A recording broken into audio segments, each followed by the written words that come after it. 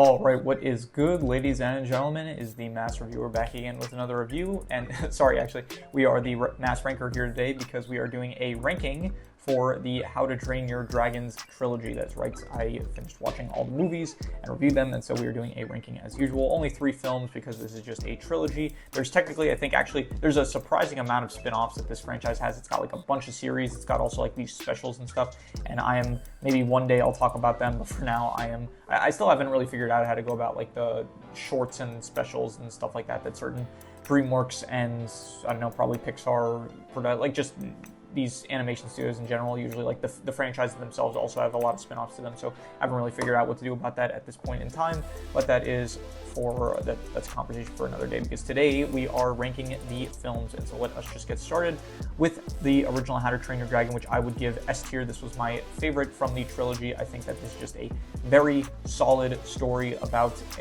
this character Hiccup, who he wants to be respected by everyone, but then over the course of the film he gets like a new sense of purpose, which is no longer to be respected by everyone in his village, but instead to bring about peace between Vikings and humans. I think he does a great job of portraying the cycle of violence, where I think it's like one of the best lines, honestly, that I've heard in a while, where Stoic says, "They've killed hundreds of us." Hiccup says in response, "We've killed thousands of them." It's just a very tense movie. I think the bond that Hiccup forms with Toothless is pretty well developed, and just overall I think that it is a very solid first film, and yeah, just a fantastic film overall, so S tier. Second film, I would give this, honestly, I'm debating between A and S tier, but I am going to be a bit harsh. I'm just going to give it A tier. I really like this film. Was the one I watched the most when I was younger. I thought it was very good then. I still think it is very good now. Got a lot of deep emotional moments with Volka and Stoic, with Volka reuniting with Hiccup himself. Stoic's death. I think that this film has a lot of emotion to it. I do think that the development of the world expansion, I think, is pretty good. We're introduced to kind of dragon trappers in this one. I think that Drago is a pretty good villain. Yeah, I think not Toothless. Hiccup has kind of a glow up where he's got like a new suit, which I think looks a lot cooler, I would say. The opening sequence between Hiccup and Toothless, their bond, how it's like kind of tested with the fact that Toothless ends up killing Stoic, I thought was good. And yeah, just overall, just another solid, good sequel to the original film that I think is just a bit worse because the story is not as compelling as I think the first film was, but overall, I still think that it is a very, very, very good film and an A tier one overall. And then finally, the third one. This was a first time watch for me. I did mention how I sort of watched part of it in Russian when I was younger, but yeah, I would say that this film was it was a bit disappointing. It was still definitely a good film, but out of all, I think probably a part of it was that I just didn't go into it with any nostalgia, so maybe that just made it a bit worse. But I did go into it with like decently high expectations because I did hear good things about this when around the time where it first came out, and I love the first 2 films, and so I was hoping that this film would be on the level, like at the very least on the same level as the first 2, and I would say it's probably a bit lower. If I'm being very generous, maybe I'd give it a low A tier, but I am going to be harsh with it. I'm just going to give it a B tier. I think that overall it was still a good film, but I had problems like with the ending where it felt way too simple all of a sudden, where Hiccup just decides, okay, let's go in with gliders, and then all of a sudden we'll take down this dude that was outsmarting us the entire movie.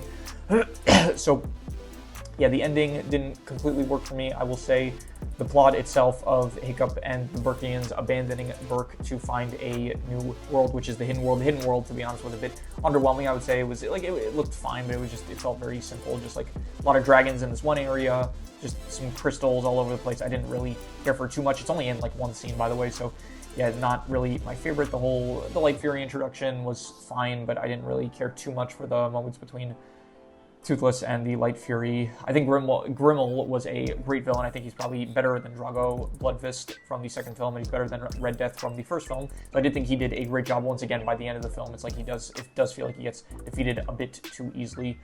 So overall, I would say that this film still definitely a solid, good film. A lot of good aspects to it. Yeah, but overall, I would say it does not live up to the previous 2 films, and so I'm just going to give it a B tier, I would say. But even so, it's like this franchise as a whole, I would give the franchise, I think I would probably give it, let's see here, the first film I gave I think I gave it like an 8.5 to a 9. I'll be generous, I'll give it a 9, honestly. I'll say the first film is incredible. I think that the second film is like amazing. I would say 8.5, and the third film, I just reviewed it, I would give it probably I think I gave it like between a 7 to a 7.5. right? Don't know what happened there. For some reason, my recording got corrupted. It just like crashed all of a sudden. So as long as I don't move the mouse, the recording, it'll be fine. I can just cut.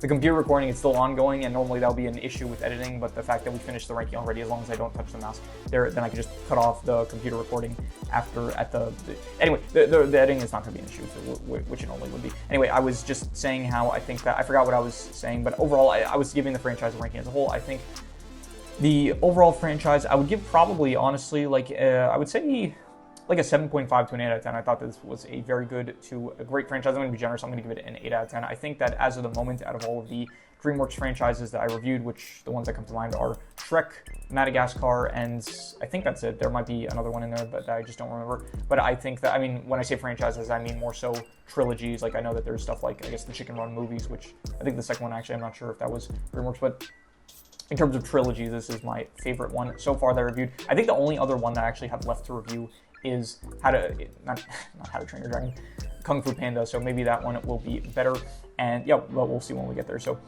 yeah, overall, I would give this franchise probably an 8 out of 10, I would say, and so yeah, that is pretty much all there is to it. So if you have any recommendations, any shows, movies, video game stories, anime, manga, web series, anything that you want me to review or rank or compare rankings, it does not have to be media related, it could be anything, leave it in the comments and I will maybe possibly check it out. But with that said, actually, before we end things off, I do want to give a big thanks because we did hit 96 subscribers, so we did hit a new sub record. So big thank you to all of the subscribers, recommenders, commenters, viewers, anyone that is interacting with the channel in any way, shape, or form. I greatly do appreciate it.